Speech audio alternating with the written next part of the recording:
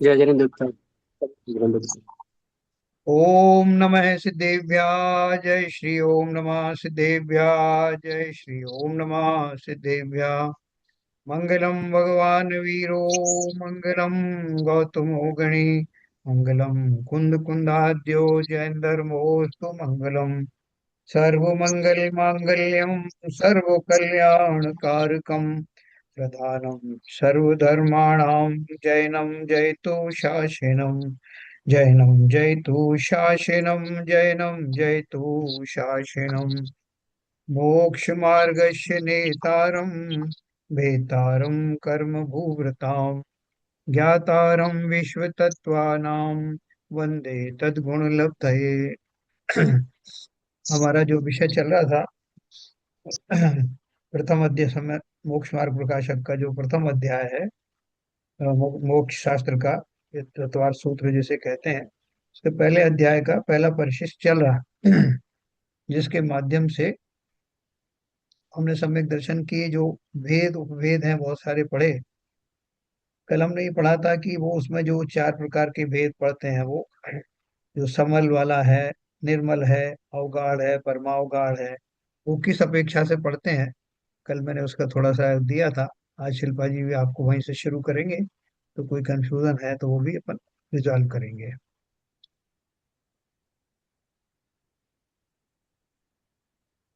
ये अपन ने कल पढ़ा था, सम्यक की निर्मलता में निम्न प्रकार पांच भेद भी किए जाते हैं। हाँ, शिल्पा जी ले लीजिए अभ्यास। पेज नंबर 118 बराबर ना। पेज नंबर इसमें कंप्यूटर वाला 211 आ रहा है ना। 18 नंबर का हाँ वो ठीक है। जो है परिशिष्ट का है। हाँ ठीक, मैं पढ़ती हूँ, मेरे पास ये है, मैं जिनवाणी है उससे पढ़ रही हूँ, बराबर ही शायद ये दोनों सेम है। ठीक है। हाँ सेम है। चलो, सम्यक्त्व की निर्मलता में निम्न प्रकार पांच भेद भी किए जाते हैं। समल अगाढ़, निर्मल, गाढ़, अवगाढ़ और परमावगाढ़। वेदक सम्यक्त्व समल अगाढ़ है। औपशमिक और छायिक सम्यक्त्व निर्मल है। क्षायिक सम्यक्त्व गाढ़ है। अंग और अंग बाह्य सहित जैन शास्त्रों के अवगाहन से उत्पन्न दृष्टि अवगाढ़ सम्यक्त्व है। श्रुत केवली का जो को है ना, यहाँ पे का जो तत्व श्रद्धान है, श्रुत केवली को, सॉरी को, ये वो जो हाँ। तत्व श्रद्धान है उसे अवगाढ़ सम्यक्त्व कहते हैं। परमावधि ज्ञानी के और केवल ज्ञानी के जो तत्व श्रद्धान है उसे परमावगाढ़ सम्यक्त्व कहते हैं। ये दो भेद ज्ञान के सहकारी भाव की अपेक्षा से है ना। देखो, ये इसमें मोक्ष मार्ग प्रकाशक का अध्याय 9, अध्याय 9 में जब पंडित जी ने ये सम्यक दर्शन का स्वरूप शुरू किया था, मतलब मोक्ष मार्ग प्रकाशक, जो मोक्ष मार्ग की पहली सीढ़ी सम्यक दर्शन है, वो शुरू ही 9वें अध्याय से हुई थी। और अपना दुर्भाग्य ये पूरा नहीं हो पाया। तो वहां पर पंडित जी ने सम्यक्त्व की अनेक परिभाषाएं दी थी, और सम्यक्त्व का स्वरूप सांगोपांग अनेक ग्रंथों से लेकर पंडित जी ने उसमें बताया था। तो उसमें एक आत्मानुशासन का एक श्लोक दिया। उसमें जो 10 प्रकार के सम्यक्त्व है ना, बीज सम्यक्त्व, जो अपने शायद पहले अपने आ चुका है कहीं, सूत्र सम्यक्त्व, इस तरह से है ना। तो उसमें से ही ये पांच भेद बताए कि ये पांच भेद भी, मतलब देखो, सम्यक्त्व के अनेक प्रकार से, मतलब कहते हैं ना, अलग अलग एस्पेक्ट से भेद है। जैसे सम्यक्त्व के निश्चय व्यवहार सम्यक्त्व भी एक तरह का भेद है ना। उसके बाद में जो क्या कहते हैं, सम्यक्त्व के औपशमिक क्षापशमिक, ये भी भेद है। तो ये जो 5 प्रकार के भेद है, ये भी औपशमिक क्षापशमिक में ही अंतर्भाव इसको हम कर सकते हैं। अलग अलग कुछ नहीं है, बस नाम ही थोड़ा सा बदल के अपेक्षा बदल गई है। ठीक है, तो सबसे पहले वेदक सम्यक्त्व समल अगाढ़ है ना। और औपशमिक और क्षायिक सम्यक्त्व निर्मल है। और क्षायिक सम्यक्त्व गाढ़ है। देखो, सबसे शुद्ध जो सम्यक्त्व जिसे कहते हैं, सबसे शुद्ध दशा जो है सम्यक्त्व की, वो क्षायिक सम्यक्त्व है, क्योंकि उसमें कर्म जो है, मिथ्यात्व की प्रकृति है, वो वापस उदय में आएगी नहीं, समूल नष्ट हो चुकी है ना। जैसे पानी है, पानी में जो अशुद्धि है उसको पूरी तरह से फिल्टर कर दिया है, वो अशुद्धियों को निकाल के बाहर ही फेंक दिया है। तो जो आत्मा में अशुद्धि, जो आत्मा के श्रद्धान है, आत्मा का जो जीव का श्रद्धान गुण है, उसमें जो अशुद्धि उत्पन्न करता है, तो कौन करता है? मिथ्यात्व कर्म। तो मिथ्यात्व कर्म को क्षायिक सम्यक्त्व में समूल हटा दिया है। तो इसलिए वो गाढ़ एकदम, मतलब कहते हैं ना, कहते हैं जैसे खीर बनाते हैं तो दूध को जितना ओटेंगे तो उसमें से पानी पूरी तरह से अलग हो गया, तो एकदम से मावा जब गाढ़ा हो जाता है तो वो एकदम गाढ़ हो गया। वैसे ही जब मिथ्यात्व पूरी तरह से हट गया तो हमारा श्रद्धान एकदम निर्मल हो गया, तो जो क्षायिक सम्यक्त है वो गाढ़ हो गया, ठीक है।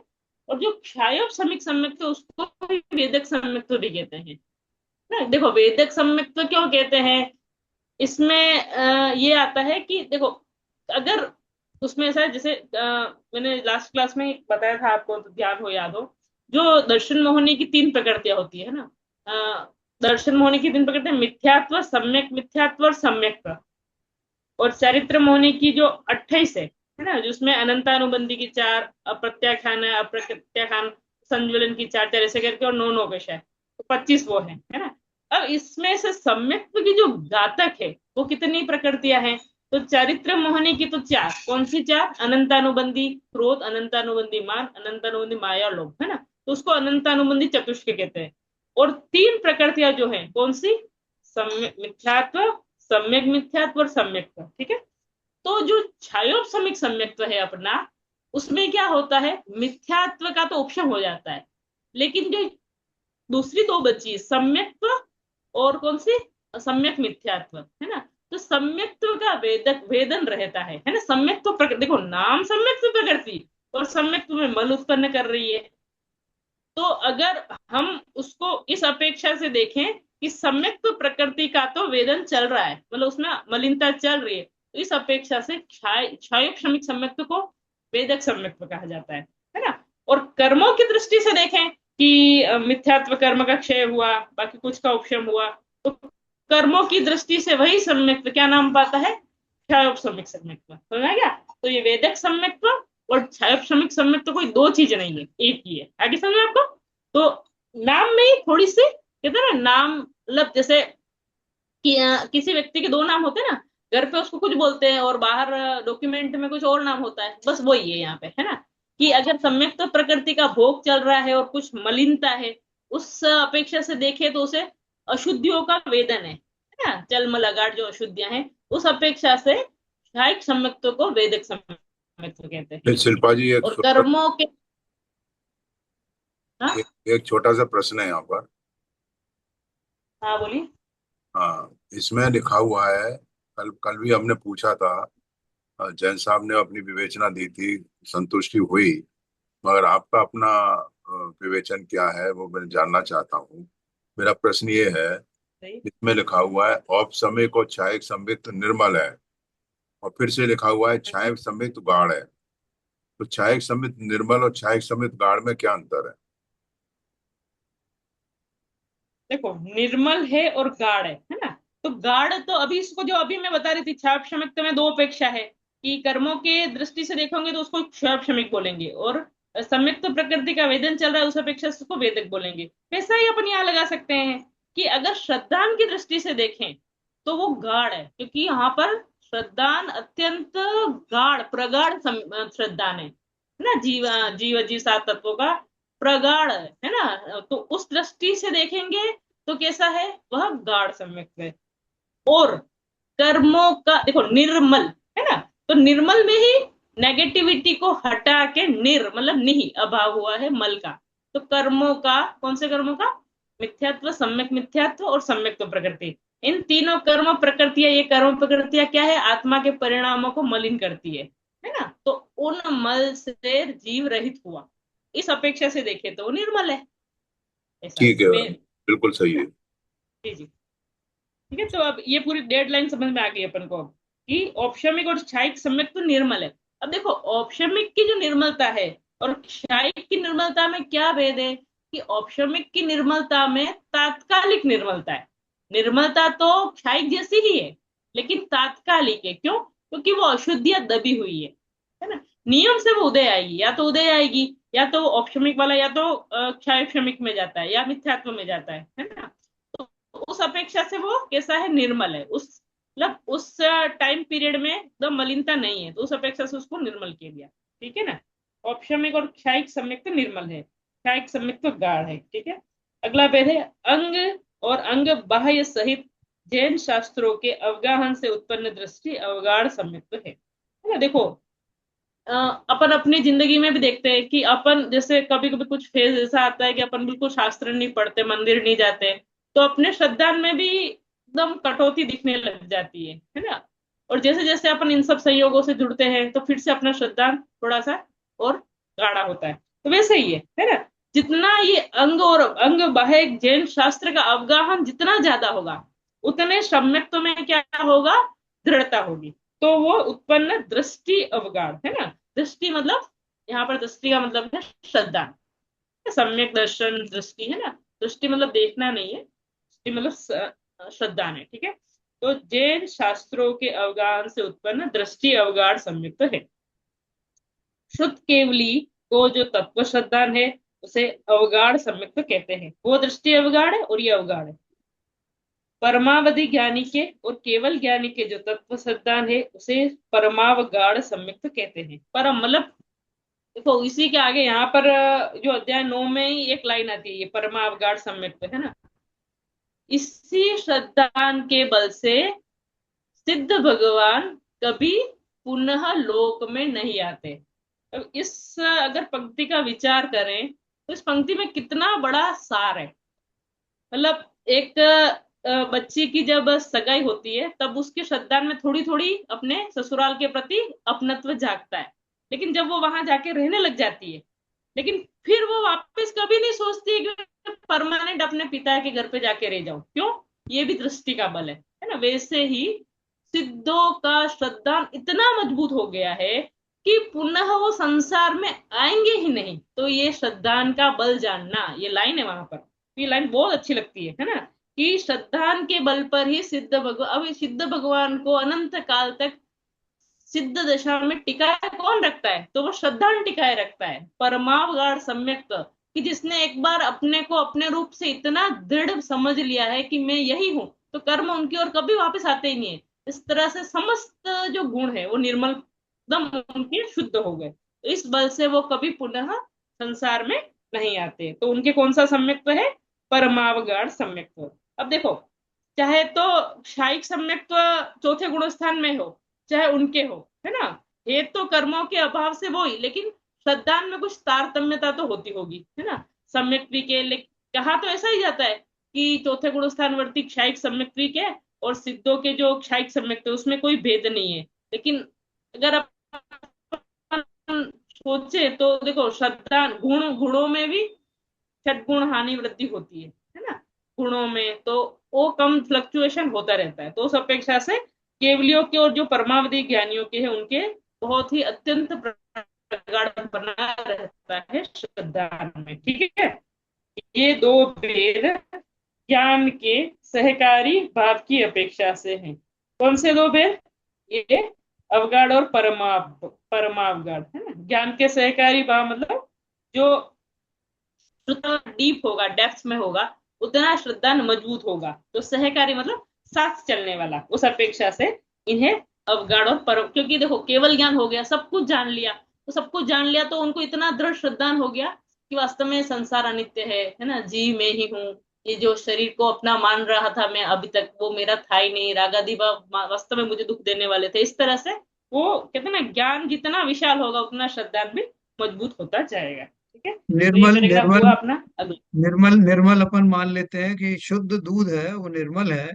उसके बाद उसकी रबड़ी बना दी तो वो जो अवगाढ़ हो गया, और उसका खोआ हम्म। बन गया तो परमावगाढ़ हो गया। जी बहुत बढ़िया। बिल्कुल बिल्कुल, बहुत सही, है ना। ठीक है, यहाँ पे जैसे ज्ञान दिया है तो वहां पे अपन आग को ले सकते हैं, जितना जितना वो तपेगा उतना उतना वो गाढ़ा होता जाएगा, है ना। वहां पर आग को सहकारी मान सकते हैं, है ना। आगे, औपशमिक सम्यक्ति की अपेक्षा क्षायिक सम्यक्त्व अधिक विशुद्ध है। देखो, तत्वार्थ राजवार्तिक अध्याय 2 सूत्र 1 की कारिका 10-11 तथा उसकी संस्कृत टीका। और क्षाय श्रमिक सम्यक्त्व से क्षायिक सम्यक्त्व की विशुद्धि अनंत गुणी अधिक है। तत्वार्थ राजवार्तिक अध्याय 2 सूत्र मतलब देखो, अनेक आचार्यों की अपेक्षा अलग अलग रहती है ना। अभी ये जो तत्वार्थ राजवार्तिक है, ये तत्वार्थ सूत्र पे ही टीका है आचार्य अकलंग देव की। तो इन्होंने देखो, एक जगह तो बताते हैं कि औपशमिक और क्षायिक सम्यक्त्व दोनों निर्मल है, लेकिन अभी जो अपन ने 5 मिनट पहले ही बताया था कि कहीं ना कहीं तो श्रद्धान में कुछ तो तारतम्यता रहती होगी, है ना। तो उस अपेक्षा से बताया कि औपशमिक सम्यक्त अपेक्षा क्षायिक सम्यक्त अधिक विशुद्ध है, और ऑब्वियसली होना ही चाहिए, क्योंकि जिसमें वापिस कर्मों के उदय की गुंजाइश है, जिस सम्यक्त में पुनः मिथ्यात्व में जाने की गुंजाइश है उसमें, और जिसमें पूर्ण शुद्धता, कभी पुनः मिथ्यात्व कर्म सामने देखेगा ही नहीं, तो उन दोनों में फर्क तो होगा ही विशुद्धियों में। तो विशुद्ध अधिक है ना क्षय। और क्षायक श्रमिक श्रमिक से क्षायक की विशुद्धि तो अनंत गुणी अधिक है। क्षायक श्रमिक श्रमिक सम्यक तो ऑलरेडी मल सहित है, वहां पे तो ऑलरेडी सम्यक प्रकृति का उदय है, तो उससे तो विशुद्धि अनंत गुणी अधिक होगी ही होगी। 19वां परिच्छेद है, सम्यक दृष्टि जीव अपने को सम्यक तो प्रकट होने की बात शुद्ध ज्ञान के द्वारा बराबर जानता है। प्रश्न, अपने को सम्यक दर्शन प्रकट हुआ, यह किस ज्ञान के द्वारा मालूम होता है?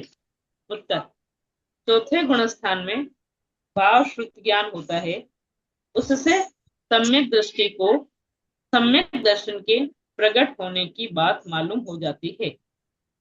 यदि उस ज्ञान के द्वारा खबर नहीं होती, ऐसा माना जाए, तो शुद्ध ज्ञान को सम्यक अर्थात यथार्थ कैसे कहा जाएगा जा सकेगा?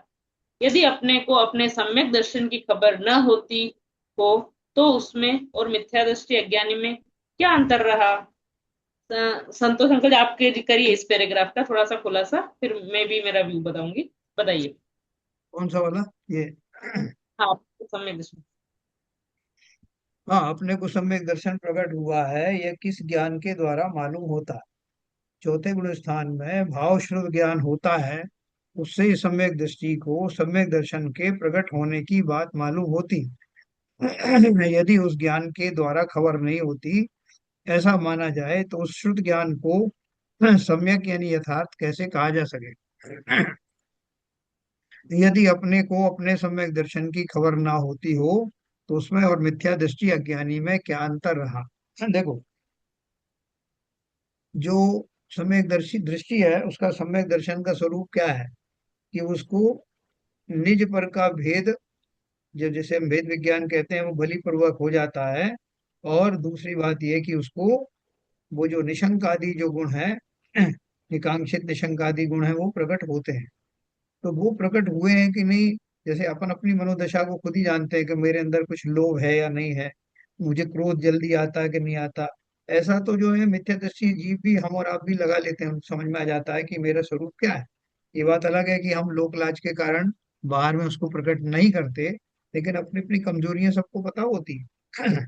जब सम्यक दृष्टि की बात कर रहे हैं, तो सम्यक दृष्टि तो स्व के और पर के प्रति पूर्ण निष्ठावान है, पूरा ईमानदारी के साथ जैसा है वैसा जानता है और मानता है। तो उसको पता है कि मेरे अंदर में निशंक आदि गुण आ गए हैं नहीं आ गए हैं, शरीर आदि से मेरी जो अपेक्षाएं पहले हुआ करती थी वो है या नहीं है। तो उन गुणों से, उन लक्षणों के माध्यम से उसे पक्का पता लग जाता है कि उसकी स्थिति क्या है, उसका स्वरूप वर्तमान में क्या हो गया है, और फलस्वरूप उसको समय की प्राप्ति हुई है, ऐसा उसको विश्वास हो जाता है। और इस विश्वास को लाने में उसके पास जो है उसी से जानेगा ना। उसके पास कौन सा ज्ञान है? नॉर्मल कोर्स में मतिश्रुत ज्ञान ही होता है।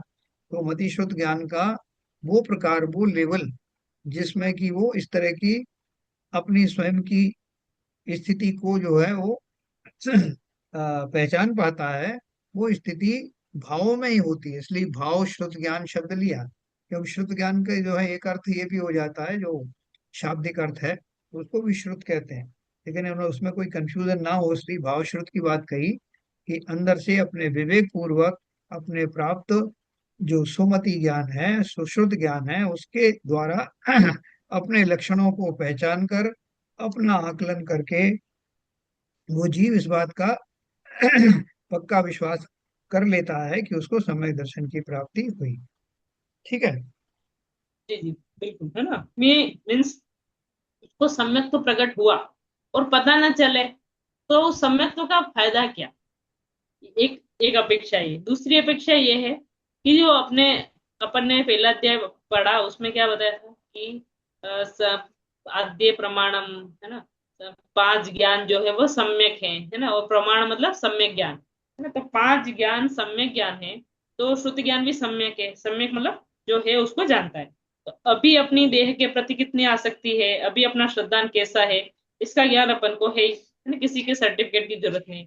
वैसे ही जब तत्व श्रद्धान निर्मल होता है, तो उस जीव को खबर लग जाती है कि मुझे अपनी अपने आत्मा का श्रद्धान हुआ है ना। तो इसीलिए कहा है कि अगर खबर नहीं हो तो वो ज्ञान सम्यक हुआ ही कैसे, क्योंकि देखो, जब सम्यक दर्शन होगा तो सम्यक दर्शन के साथ में ज्ञान भी सम्यक हो ही जाएगा। ज्ञान को सम्यक करने के लिए कोई अलग मेहनत करनी ही नहीं है। दर्शन सम्यक हुआ, है ना, सम्यक का साथ है ज्ञान हो या वे भिन्न अराधो, है ना, छड़ाला की चौथी डाल जो है उसकी शुरुआत ही यही से है। लक्षण श्रद्धा जान दुहु में भेद अबाधो, मतलब खाली एक का लक्षण, जो सम्यक दर्शन है उसका लक्षण है श्रद्धा, और सम्यक ज्ञान का लक्षण है जानना। लेकिन सम्यक ज्ञान को करने के लिए हमें कुछ भी अलग से नहीं करना है, बस अगर दृष्टि सम्यक हुई तो जितना भी ज्ञान है वो सारा सम्यक ज्ञान कहलाएगा। और दृष्टि अगर हमारी मिथ्या चल रही है तो हमारा चाहे कितना भी करेक्ट ज्ञान है पूरा मिथ्या ज्ञान कहलाएगा, है ना। सब दृष्टि का ही ज्ञान है, वो दृष्टि का सहचर है। तो अगर सम्यक दर्शन हुआ तो वो ज्ञान भी सम्यक ज्ञान हो गया। तो अगर उस ज्ञान को पता ही नहीं चले कि मेरा श्रद्धा निर्मल हुआ, तो उस ज्ञान को सम्यक ज्ञान कैसे कहा जाएगा, है ना। और सम्यक ज्ञान ही शुद्ध ज्ञान है, इस तरह से, ठीक है। अब अगला प्रश्न है, यहाँ आपने कहा है कि सम्यक दर्शन शुद्ध ज्ञान के द्वारा जाना जाता है, किंतु पंचाध्याय अध्याय 2 में उसे अवधि ज्ञान, मनःपरे ज्ञान और केवल ज्ञान गोचर कहा है। वे श्लोक निम्न प्रकार है। पंचाध्याय के श्लोक यहाँ पर 375वां श्लोक दिया है। सम्यक्त्वं वस्तुतः सूक्ष्मं केवल ज्ञान गोचरम, गोचरम स्वावधि स्वान्तः पर्यज्ञानयोर्द्वयोः। सम्यक तो वास्तव में सूक्ष्म है और केवल ज्ञान गोचर है, तथा अवधि व मनः पर्य इन दोनों के गोचर है। अध्याय 2 गाथा 375 में यह कहा है कि वह मति और श्रुत ज्ञान गोचर नहीं है। मतलब अभी क्रॉस क्वेश्चन है ना। आपने तो कहा कि सम्यक्त्व को ज्ञान जानेगा ही जानेगा, नहीं जानेगा तो सम्यक कैसे। अब क्रॉस क्वेश्चन ये हुआ कि तो पंचाध्याय में तो ऐसा दिया गया है, तो यहाँ आप कहते हैं कि सम्यक दर्शन शुद्ध ज्ञान गोचर है, इसका क्या उत्तर है। प्रश्न समझ में आ गया होगा आई थिंक। उत्तर, सम्यक दर्शन मति ज्ञान और श्रुत ज्ञान गोचर नहीं है। इस प्रकार जो 375वीं गाथा में कहा है उसका अर्थ इतना ही है कि सम्यक दर्शन उस ज्ञान का प्रत्यक्ष विषय नहीं है, ऐसा समझना चाहिए।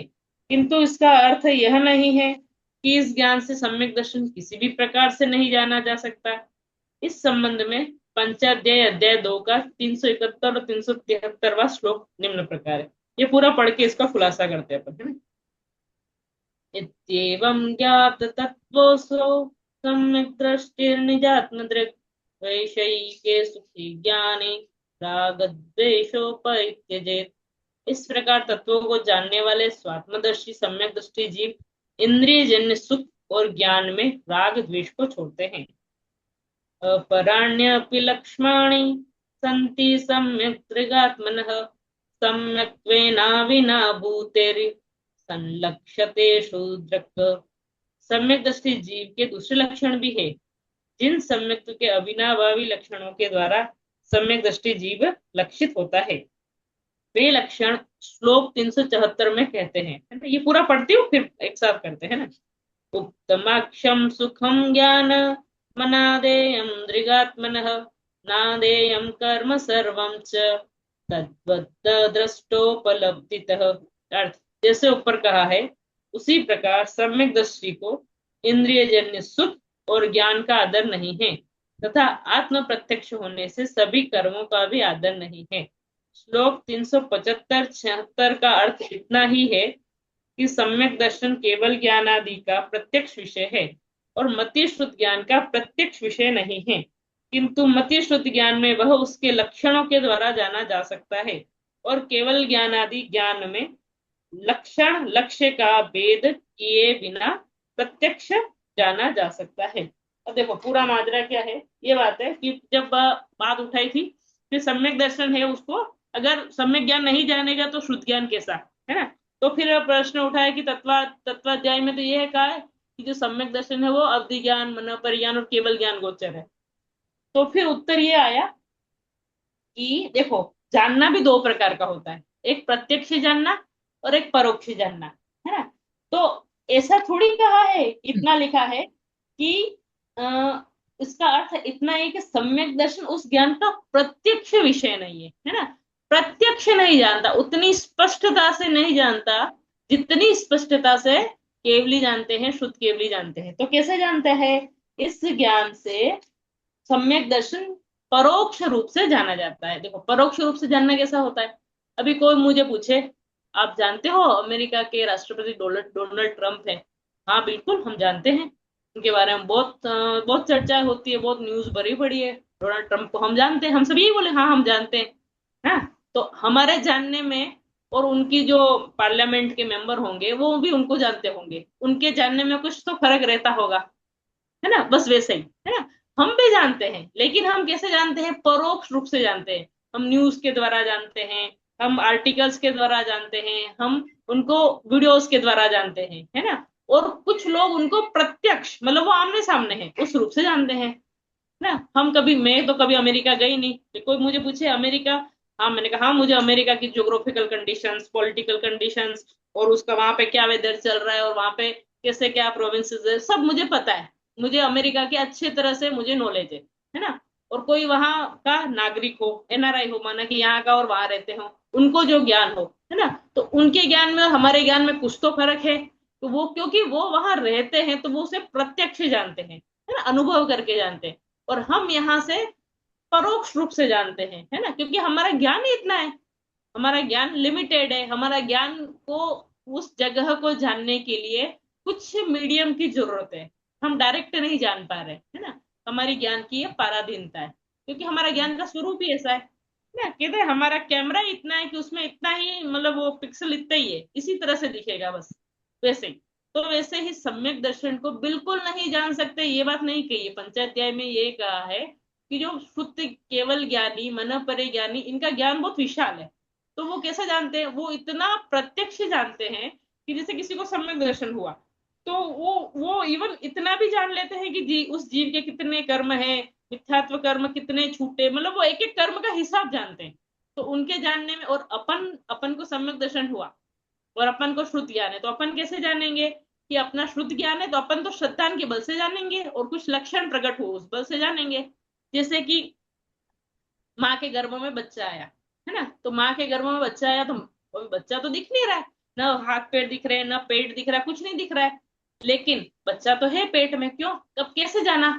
तो लक्षणों से जाना कि उनको थोड़ा जी मचलने लगा और ऐसे ऐसे कुछ लक्षण प्रकट हुए, उस माध्यम से जाना कि हाँ गर्भ में बच्चा आया है ना। तो किस रूप से जाना? परोक्ष रूप से जाना। अब जाके डॉक्टर से हम अल्ट्रासाउंड वगैरह कराएंगे तो वो प्रत्यक्ष दिखा देंगे कि हाँ गर्भ में बच्चा है ना। तो उसी तरह से, है ना, एक होता है प्रत्यक्ष ज्ञान जो बिल्कुल स्पष्ट जानता है, और एक होता है परोक्ष ज्ञान, वो किसी न किसी माध्यम के द्वारा जानता है। तो समय, और तो फिर उस परोक्ष ज्ञान में हम कैसे जाने? स्पष्ट नहीं दे तो लक्षणों के द्वारा, है ना। लक्षण कैसे प्रकट होंगे? तो आपको आपका श्रद्धान पता चलेगा, आपके अंदर प्रश्रम, संवेग, अस्तिक्य, अनुकंपा, ये चार लक्षण है वो प्रकट होंगे, है ना। यहाँ पे लक्षण तो नहीं दे रखे, सम्यक दृष्टि जीव के दूसरे लक्षण भी है, लिखा है ना, देखो गाथा नंबर 373। सम्यक दृष्टि जीव के दूसरे लक्षण भी है, जिन सम्यक के अविनाभावी लक्षणों के द्वारा सम्यक दृष्टि जीव लक्षित होता है। मतलब वो लक्षण जैसे निशंकित, निष्कांक्षित, ऐसे कुछ लक्षण प्रकट हुए, आठ अंग सम्यक्त्व के, प्रशम, संवेग आदि चार लक्षण, तो उन लक्षणों से परोक्ष रूप से हमें ज्ञान हुआ कि मुझे सम्यक्त्व प्रकट हुआ है। ठीक है। इस तरह से और जो 374वां श्लोक है उसमें क्या लगा था, जैसे ऊपर कहा है उसी प्रकार सम्यक दृष्टि को इंद्रिय जन्य सुख और ज्ञान का आदर नहीं है, तथा आत्म होने नहीं है।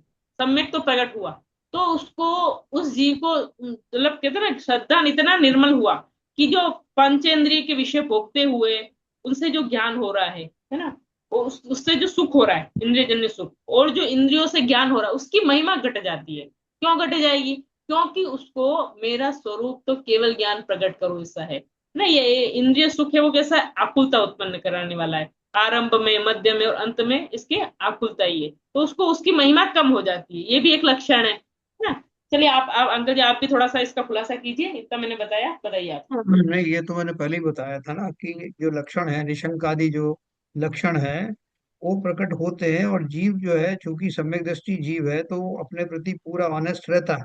मिथ्या दृष्टि जीव तो फिर भी अपने अंदर के भावों को छुपा सकता है, बाहर में नहीं आने देता। और ईमानदारी से खुद भी ये जान नहीं पाता कि वो रागी है, द्वेषी है, उसमें क्रोध आदि ज्यादा है, मायाचारी है। वो उन भावों को बाहर तो आने का सवाल ही नहीं, अंदर भी बहुत गहराई से महसूस नहीं करता।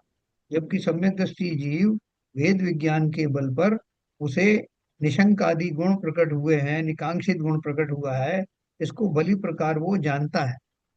तो इन लक्षणों के आधार पर, मैंने पहले भी यही कहा था कि पूरी गाथाओं का अर्थ यही है कि उन लक्षणों के आधार पर उसको ये न केवल विश्वास होता है बल्कि इस बात का सुखद अनुभूति भी होती है कि उसने वो सम्यक दर्शन वाले सारे लक्षण उसके अंदर प्रकट हो चुके हैं, इसलिए वो सम्यक का धनी है। इस बात का उसे पूरा विश्वास होता है। न केवल विश्वास होता है, उसको ये भाव भी नहीं होता कि मैं लोगों को जाके बताऊं। ऐसे बताने के भाव भी नहीं होते, अंदर ही वो उसका आनंद का अनुभव करता रहता है। इस सारी गाथाओं का अर्थ एक ही है कि जैसे आपने बताया कि इनडायरेक्ट और डायरेक्ट, प्रत्यक्ष और परोक्ष में इतना ही भेद है। लेकिन जो स्वयं की बात है, स्वयं को ने धारण किया हुआ है, इसलिए उसके लिए तो प्रत्यक्षवत ही है। तो उसका जो भाव श्रुत ज्ञान है वही सफिशिएंट है, जिसके द्वारा वो स्वयं अनुभव करता है। और फिर उसके ऊपर के जो ज्ञानी है, मने पर्य ज्ञानी है, अवधि ज्ञानी है। जैसे अवधि ज्ञान तो उन मिथ्यात्व के कणों को ना देख करके सम्यक्त प्रकृतियां आदि को वहां देखता है। तो उस रूप से भी वो जानता है, केवल ज्ञानी भी वैसे ही जानता है, मने पर्य ज्ञानी भी वैसे ही जानता है। तो उनका जानना भले ही वो दूसरे प्रकार का हो, लेकिन इसमें स्पष्टता और ज्यादा होती ये जो मन ज्ञानी होते हैं या अवध ज्ञानी होते हैं, तो उनका जो ज्ञान होता है वो दूसरे जीवों के बारे में बताते हैं, मगर नहीं। क्या वो स्व स्व अब के बारे में भी, स्व स्वयं के बारे में। स्व के बारे में बात कर रहे हैं हम यहाँ? यस, स्व के बारे में भी जानते हैं। हाँ, ऐसा ऐसा नहीं। अपन तो क्या है कि बाहर के लोगों को जानने की उससे अपने को महिमा आती है। इससे और केवल ज्ञानी की महिमा किस लिए आती है कि सब तीनों लोकों के सभी तीनों पर्यायों को, सभी पर्यायों को एक साथ युगपत जानते हैं। इसलिए हमें उनकी विशेष महिमा आती है, क्योंकि जगत का ऐसा ही स्वरूप है। लेकिन वो हमें जान करके ताज्जुब भी होता है कि ये तो उनका एक जो है वो व्यवहार पक्ष है। वास्तव में तो स्व को ही जानते हैं। वही उनका तन्मय होकर के जानना ही केवल ज्ञान का असली स्वरूप है, असली उसके उपलब्धि है। बाकी तो पर को जानना तो उसमें झलकते हैं। ठीक उसी प्रकार से अवधि ज्ञान और मन पर्याय ज्ञान के बारे में हमें इसलिए बहुमान आता है कि वो दूसरों के हृदय की बात जानते हैं। या जो अवधि ज्ञानी है वो परमाणु के आखिरी सिरे तक को जानता है। तो वो जानने का अर्थ बाहर में तो प्रमुखता से बताया जाता है, लेकिन सबसे पहले तो स्वयं को ही जानते हैं ना कि मेरे कर्मों की स्थिति क्या है, मेरा अभी का किस किस तरह का जो है वो कौन सी प्रकृतियां चल रही हैं। अवधि ज्ञानी जानता है कि रूपी पदार्थों को जानता है। मन पर्या ज्ञानी भी जब वो आकार लेते हैं वो भाव, उनको जानता है। तो पहले तो स्वयं को ही जानता है। पर को बताने का भाव तो जो है हमको इसलिए बताया जाता है कि उसका विशेष हमें बहुमान आता है। नहीं, एक बात तो शिल्पा जी ने बहुत अच्छी बताई कि जो केवल ज्ञानी होते हैं वो, उनका जो ज्ञान होता है वो परमा परमा अगाढ़ अगाढ़ होता है। हाँ, क्योंकि वो तो है। वो कल इतनी हम लोगों ने ये बात इतनी करी थी। इतनी इतनी ज्यादा श्रद्धा होती है कि वो उनको उसमें बांधे रखता है, उनको मिथ्या से दूर रख के उसी उसी अवस्था में उनके गुणों पर बांध के रखता है। कल अपन ने बात की थी ना कि केवल ज्ञानी क्या है। जैसे मैंने आपको बताया था कि एक व्यक्ति ने निर्मल दृष्टि से एक पहाड़ी पे खड़े हुए एक हिरण को देखा। निर्मल दृष्टि से मतलब क्या है कि एक व्यक्ति दूसरा खड़ा था, उसकी आंख के सामने कुछ कचरा आ रहा था या कुछ व्यवधान आ रहे थे, तो उसकी दृष्टि निर्मल नहीं थी। जो अपन ने उसकी दूसरे जो क्षय समय की बात की थी अपन ने। फिर जो अपन ने बात करी थी कि वो जो औपशमिक वाला है उसकी दृष्टि थोड़ी निर्मल है, सामने कोई कचरा अचरा नहीं है। फिर हमने ये पढ़ा था कि हाँ, अवगाढ़ और परमावगाढ़ के बारे में पढ़ा था कि जिसकी दृष्टि निर्मल है, दूर से उसने देखा कि पहाड़ पर वो हिरण विद्यमान है, उसको दिखाई दिया। वो निर्मल उसकी दृष्टि पड़ी और निर्मल का अपन को ज्ञान हुआ। लेकिन दूसरा व्यक्ति पहाड़ी के ऊपर चढ़ करके और उस हिरण से कोई 4 मीटर दूर से उसने उसको देखा, तो उसकी दृष्टि वो पहले वाले के मुकाबले में ज्यादा गाढ़ हुई। उसके बाद में कोई व्यक्ति ने बिल्कुल उसके पास जाकर के खड़ा हो गया, सट के खड़ा हो गया, तो उसने जिस दृष्टि से उसको निहारा वो और भी ज्यादा घनीभूत होगी, उसको परमाव गाढ़ कहा। और वो केवल ज्ञानी की दृष्टि है। ये अपन ने 3 एग्जाम्पल कल पढ़े थे। ठीक है ना। हाँ, आगे इसको बता दीजिए, इस विषय को दृष्टांत पूर्वक। श्लोक ये हो गया था अपना, है ना। प्रश्न, इस विषय को दृष्टांत पूर्वक समझाइए। अभी इसका दृष्टांत आएगा। उत्तर, स्वानुभव दशा में जो आत्मा को जाना जाता है सो श्रुति ज्ञान के द्वारा जाना जाता है। शुद्ध ज्ञान मति ज्ञान पूर्वक ही होता है। वह मति शुद्ध ज्ञान परोक्ष है। इसीलिए वहां आत्मा का जानना प्रत्यक्ष नहीं होता। यहाँ जो आत्मा को भली भांति स्पष्ट जानता है उसमें पारमार्थिक प्रत्यक्षत्व नहीं है। तथा जैसे पुद्गल पदार्थ नेत्रादि के द्वारा जाना जाता है उसी प्रकार एक देश अंशतः निर्मलता पूर्वक भी आत्मा के असंख्यात प्रदेश आदि नहीं जाने जाते। इसीलिए समव्यवहारिक प्रत्यक्ष भी नहीं है। अनुभव में आत्मा तो परोक्ष ही है। कहीं आत्मा के प्रदेशों का आकार भाषित नहीं होता, परंतु स्वरूप में परिणाम मग्न होने पर जो स्वानुभव हुआ वह स्वानुभव प्रत्यक्ष है। इस स्वानुभव का स्वाद कहीं आगम अनुमान आदि परोक्ष प्रमाण के द्वारा ज्ञात नहीं होता, किंतु स्वयं ही इस अनुभव के रसास्वाद को प्रत्यक्ष वेदन करता है, जानता है। जैसे कोई अन्य पुरुष मिश्री का स्वाद लेता है, वहां मिश्री का आकार आदि परोक्ष है, किंतु जिह्वा के द्वारा लिया है, इसीलिए वह स्वाद प्रत्यक्ष है। ऐसा अनुभव के संबंध में जानना चाहिए। टोडरमल जी की रहस्यपूर्ण चिट्ठी में ये आया है। यह मैंने पढ़ा दशा था। हाँ। यह दशा चौथे गुणस्थान में होती है। इस प्रकार आत्मा का अनुभव जाना जा सकता है, और जिस जीव को उसका अनुभव होता है उसे सम्यक दर्शन का अविनाभावी होता है। इसीलिए मति शुद्ध ज्ञान से सम्यक दर्शन भली भांति जाना जा सकता है। अब बराबर। देखो, जो अनुभव है ना, अनुभव का भी अभी इन्होंने बताया। देखो, जो ज्ञान हुआ है ना वो प्रत्यक्ष तो नहीं है। क्यों? क्योंकि जो आत्मा कैसा है, असंख्यात प्रदेशी है ना, अरूपी है। ठीक है। अब अपने पास है अपना जो कैमरा है ना, अपन जिससे देख रहे हैं वो विजन, वो है मतिशुद्ध ज्ञान। अब मतिशुद्ध ज्ञान परोक्ष परोक्ष है तो किसी चीज को स्पष्ट नहीं जानते, है ना। तो केवली को तो अरूपी पदार्थ भी दिखते हैं, लेकिन जो मतिशुद्ध ज्ञान की इतनी कैपेसिटी नहीं है कि वो अरूपी को जान सके, तो उस अपेक्षा से तो प्रत्यक्ष नहीं हुआ आत्मा। ठीक है, पहली बात। दूसरी बात, आंखों से देखो, प्रत्यक्ष के भी दो भेद है ना। एक तो है परमार्थिक प्रत्यक्ष, जैसा केवली जानते हैं, मन ज्ञानी अवधि ज्ञानी जानते हैं, वो हो गया परमार्थिक प्रत्यक्ष। और एक कहलाता है साम व्यवहारिक प्रत्यक्ष, है ना। साम व्यवहारिक प्रत्यक्ष का मतलब क्या है? व्यवहार में, मतलब हम जो दुनियादारी हमारी चलती है ना, जैसे आंखों से आई विटनेस, हमने कुछ चीज आंखों से देख ली, तो हम किसी को उसका बखान करेंगे तो हम क्या बोलेंगे? मैंने प्रत्यक्ष देखी है आंखों से, है ना, उस चीज को मैंने देखी है।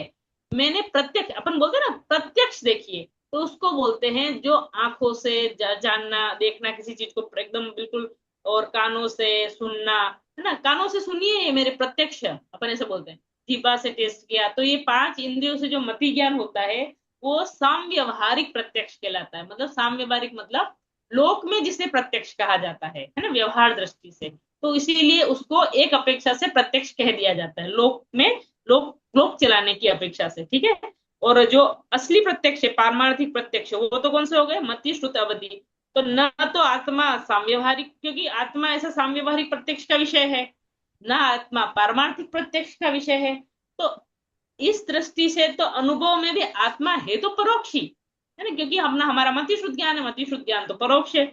लेकिन क्योंकि उसमें हमारे जो ज्ञान है उसमें आत्मा के प्रदेशों का आकार तो दिखा ही नहीं, प्रतिभासित हुआ ही नहीं, परंतु स्वरूप में परिणाम मग्न होने पर जो स्वानुभव हुआ ना, कि अपनी जो मग्नता हुई, कहते ना, जैसे नींद आई, है ना, कभी कभी नींद एकदम हल्की आती है और कभी कभी नींद एकदम गहरी आती है। तो देखने वाला देखकर जज नहीं कर पाता कि इनकी नींद गहरी है कि उथली है। लेकिन अपन को फील हो जाती है वो बात। वो अपना स्वानुभव प्रत्यक्ष है ना। ना तो वो नींद अपन को दिखती है आंखों से, ना तो अपन उसको मतलब ना इंद्रियों से दिखती है, ना अपन याद करें तो पता चलता है, लेकिन वो कैसी है, स्वानुभव प्रत्यक्ष है। वैसे यहाँ पे उदाहरण दिया, किसी पुरुष ने मिश्री खाई, अंधे ने, अंधे को आपने मिश्री खिलाई, तो उसको मिश्री का आकार तो नहीं पता है, लेकिन वो मिश्री का स्वाद उसको पता है। उसको बोलते हैं स्वानुभव प्रत्यक्ष है ना। उस स्वाद को न तो वो बखान कर पा रहा है, कैसी है तो मीठी है। मीठे तो बहुत सी चीजें होते हैं, खजूर भी मीठा होता है, शक्कर भी मीठी होती है, नहीं नहीं, उसका कुछ अलग सा टेस्ट है, अलग सा टेस्ट है। लेकिन कैसा टेस्ट है, तो उस टेस्ट को वो शब्दों में तो बयान नहीं कर सकता, वैसा ही है ना। तो मिश्री का आकार आदि तो परोक्ष है, क्योंकि उसने न तो देखा है मिश्री को, है ना, न कभी फ्यूचर में देखो, किस चीज को आपने देखी नहीं हो तो आप मन में भी नहीं सोच सकते कि उसका आकार कैसा है। तो आकार आदि तो उसका परोक्ष ही है, लेकिन जिह्वा के द्वारा जो उसने स्वाद लिया, वो स्वाद प्रत्यक्ष हो गया। उसी प्रकार से हमारे ज्ञान में, मति शुद्ध में, आत्मा के जो असंख्यात प्रदेश हैं उनका आकार नहीं दिखाई देता। न ही हमें मति शुद्ध ज्ञान के द्वारा, इंद्रियों के द्वारा वो आत्मा दिखाई देता है। तो किस, तो प्रत्यक्ष क्यों कहा जाता है, तो स्वानुभव प्रत्यक्ष है ना। ये इस टोडरमल जी ने स्वानुभव, बहुत अच्छा उदाहरण दिया है। टोडरमल जी ने एक और दिया उन्होंने, कि जैसे हम किसी व्यक्ति को स्वप्न में देखते हैं कि मेरे पिताजी साक्षात आए रात को सपने में, तो वो उसको वैसे ही दिखाई दिया जैसे सामने खड़े हों, तो उसको भी वो बराबर। इसी ढंग से बोलता है कि मैंने प्रत्यक्ष देखा अपने पिताजी। तो वो भी साम्यवहारिक ढंग से कहा जाता है। बहुत ही रहस्यपूर्ण चिट्ठी, तो पढ़ने लायक है, 2-2.5 पेज का है। लेकिन ऐसा हाँ। है, पूरे जिनागम का सार है इसमें, इतनी यस। सरस है ये रहस्यपूर्ण चिट्ठी, बहुत सुंदर है। इस प्रकार आत्मा का अनुभव जाना जा सकता है। कहाँ है, पाकिस्तान, मुल्तान से। मुल्तान से कहीं प्रश्न आया था, और पंडित जी ने देखो, उस जमाने में कई व्हाट्सएप नहीं, कुछ नहीं, न टेलीफोन, हाँ। तो वो कहाँ, उनको उन पत्रों की कितनी महिमा होती होगी। और बराबर। मुल्तान में कोई स्वाध्याय चलता होगा, पाकिस्तान में, है ना, पहले जी वहां पे भी पूरे थे मंदिर वगैरह, तो वहां पे स्वाध्याय चलता होगा। तो वहां पे भी सभा में ऐसे प्रश्न आया होगा। तो अभी आत्मा अनुभव प्रत्यक्ष है, एक परोक्ष है, क्या करे, अब किससे पूछे। तो किसी ने बताया होगा कि एक जयपुर में बहुत बड़े विद्वान है, उनको आप पूछो। तो उन्होंने ये प्रश्न भेजा, और उस बराबर। प्रश्न के उत्तर में इन्होंने चिट्ठी लिखी। तो वो चिट्ठी जो थी, वो शायद बंटवारे में कुछ सब वहां से सामान आया, उसमें वो चिट्ठी वापस आई जब जयपुर, तब पढ़ी तो ये टोडरमल जी ने चिट्ठी लिखी थी उत्तर स्वरूप। तो उस चिट्ठी का नाम रहस्यपूर्ण चिट्ठी है ना। बराबर। इतना मतलब उस जमाने में कितनी महिमा आई होगी उन मुल्तान वालों को कि पंडित जी की चिट्ठी आई है। तो उसमें इन्होंने चौथे गुणस्थान की दशा बताई है, कि आत्मा आत्मा मतलब नेत्रों के द्वारा दिखाई दे ऐसा नहीं है, लेकिन अनुभव प्रत्यक्ष है ना। तो अनुभव की अपेक्षा तो वो साक्षात ही है, कि आपने मीठा जो स्वाद लिया, उसकी अपेक्षा से तो वो एक हिसाब से देखा जाए तो स्पष्टता पूरी है, ठीक है। वो इस चिट्ठी अपने प्रकार पास है, किसी को और सुनना हो, एक बार अपन ने पढ़ी हुई थी, जी जरूरत जी पड़ेगी तो कभी अपन दोबारा भी पढ़ सकते हैं। जी, बिल्कुल, वो मोक्षण प्रकाशक के पीछे ही है, 2.5-3 पेज की है। हाँ। बहुत अच्छा। सुंदर है, बहुत अच्छा है उसमें, है ना। इस प्रकार आत्मा का अनुभव जाना जा सकता है, और जिस जीव को उसका अनुभव होता है, उसे सम्यक दर्शन अविनाभावी होता है। अविनाभावी मतलब वो अनुभव है हुआ तो ये है, वो है तो ये है ना। इसीलिए मति शुद्ध ज्ञान से सम्यक दर्शन भली भांति जाना जा सकता है ना। ये प्रवचन सार जी की भी टीका में दे रखा है, ठीक है। प्रश्न, इस संबंध में पंचाध्यायीकार ने क्या कहा है। पंचाध्यायी के पहले अध्याय में मति शुद्ध ज्ञान का स्वरूप बतलाते हुए कहा है कि अपि किंचाभिनिबोधि बोधद्वैतम तदादिम यावत् स्वानुभूति स्वान नीचे नीचे स्वात्मानुभूति। नीचे नीचे जाए साहब, नीचे नीचे, और नीचे, और नीचे। नीचे, और नीचे, हाँ आपका ठीक। हाँ। अपि किंचापि निबोधि बोधद्वैतं तदादिं यावत् स्वात्मानुभूति समये प्रत्यक्षम तत्समक्षमिव नान्यत्। अर्थ, और विशेष यह है कि स्वानुभूति के समय जितना भी पहले जितना भी पहले उस मति ज्ञान और शुद्ध ज्ञान का द्वैत रहता है, उतना वह सब साक्षात प्रत्यक्ष की भांति प्रत्यक्ष है, दूसरा नहीं, परोक्ष नहीं। बराबर। भावार्थ, ये पंचाध्यायी जो ग्रंथ है बहुत गूढ़ है ना। एक बार बहुत टाइम पहले, मतलब सालों पहले कभी पढ़ा हो, मतलब है ना, एकदम अलग ही है ये, शायद इन्होंने लिखा है पंचाध्यायी, ध्यान हो तो आ रहा हो। इनकी हाँ रचना वो है, मुझे याद नहीं आ रहा है, लेकिन बहुत गूढ़ ग्रंथ है ये, है ना। राज भावार्थ। राजमल भट्ट कुछ है राजमल जी का हाँ, मुझे भी अध्याय। जहाँ तक ध्यान आ रहा है तो ये शायद समय सार क्लस्टिका वाले राजमल जी ने लिखा है, या कोई और हाँ राजमल जी ने, पता नहीं। ठीक नहीं है। दूसरा है वो, मैंने अब हाँ। डाउनलोड किया है उसको। अच्छा अच्छा। हाँ ठीक है, भावार्थ। तथा उस मति और शुद्ध ज्ञान में भी इतनी विशेषता है कि जिस समय उन दो ज्ञानों में से किसी एक ज्ञान के द्वारा स्वानुभूति होती है, उस समय ये दोनों ज्ञान भी अतीन्द्रिय स्वात्मा को प्रत्यक्ष करते हैं। इसीलिए ये दोनों ज्ञान भी स्वानुभूति के समय परोक्ष प्रत्यक्ष हैं, परोक्ष नहीं। मतलब यही कहना है कि जो अनुभूति प्रत्यक्ष है ना। तो ज्ञान के द्वारा स्व अनुभूति, अपने आत्मा की अनुभूति तो हो ही रही है, तो ये दोनों ज्ञान भी अतीन्द्रिय स्वात्मा को प्रत्यक्ष, स्वाद प्रत्यक्ष करते हैं, है ना। अनुभव प्रत्यक्ष कह सकते हैं, स्वाद तो जो जिह्वा से लिया जाता है उसे कहेंगे, लेकिन यहाँ पर अनुभव प्रत्यक्ष, ठीक है। इसीलिए दोनों ज्ञान भी स्वानुभूति के समय तो प्रत्यक्ष ही है, परोक्ष नहीं है, क्योंकि अनुभव तो प्रत्यक्ष ही है। क्या इस संबंध में कोई और शास्त्राधार है? उत्तर हाँ। पंडित टोडरमल जी की रहस्यपूर्ण चिट्ठी में निम्न प्रकार कहा है। जब ये अपन को प्रत्यक्ष परोक्ष का अच्छे से ज्ञान हो जाएगा ना, और फिर अपन उस चिट्ठी को पढ़ेंगे तो और अच्छे से अपन को समझ आएगा, है ना। जो प्रत्यक्ष के समान होता है उसे भी प्रत्यक्ष कहते हैं।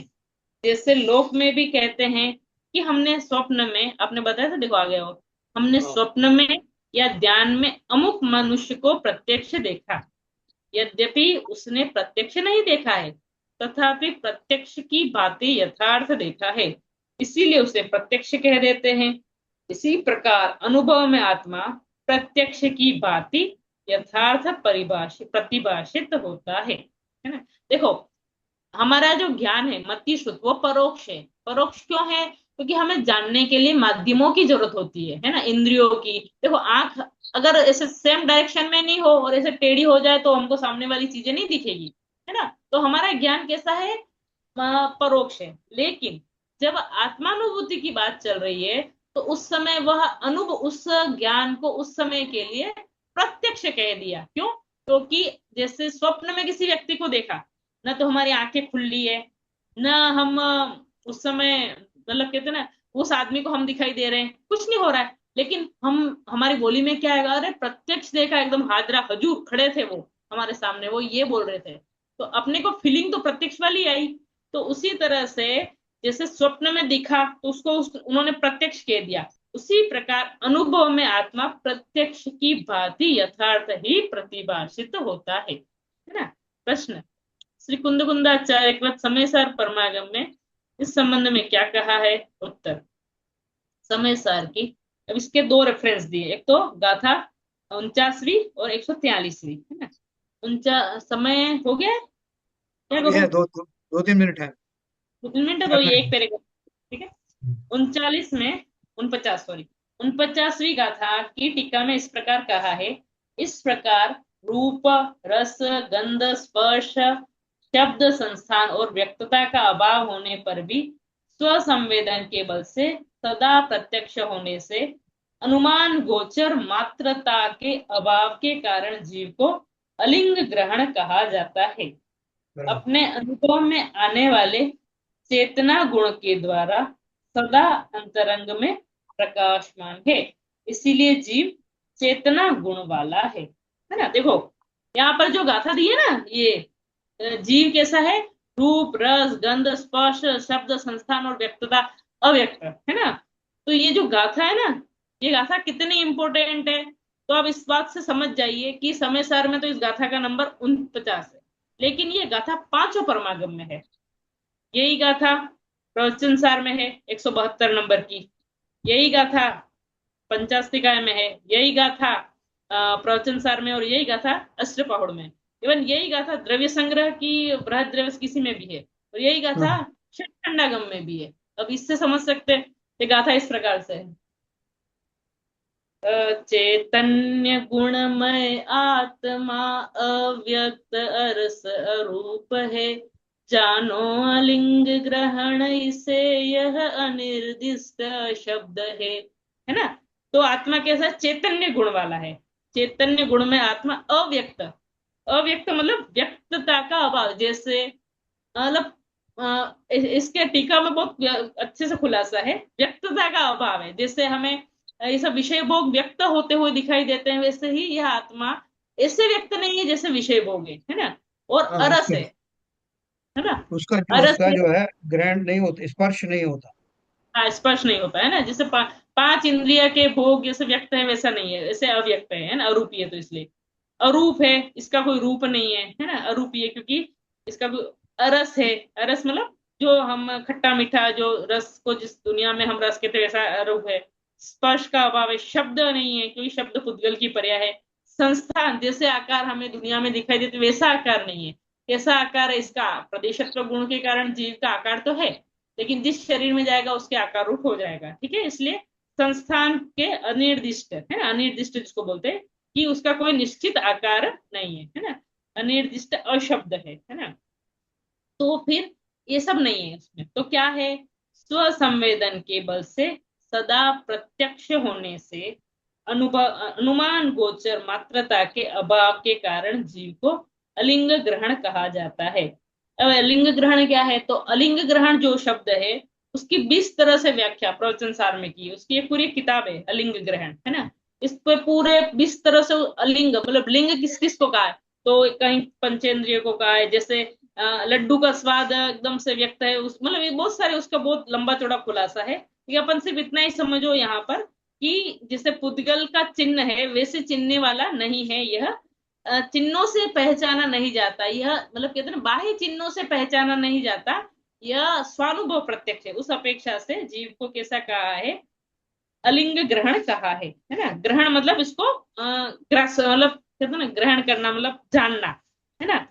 और अपने अनुभव में आने वाला चेतना गुण के द्वारा सदा अंतरंग में प्रकाश चैतन्य गुण वाला है ना। और जो पुद्गल के स्पर्श रस गंध शब्द स्थान और व्यक्तता इन सब से रहित है और चेतना गुण वाला है। इस प्रकार से आचार्य देव ने वहां भी पांचों परमागम में बताया है कि यह आत्मा चैतन्य गुण वाला है, स्पर्श रस गंध वर्ण और व्यक्तता शब्द इन सब से रहित है।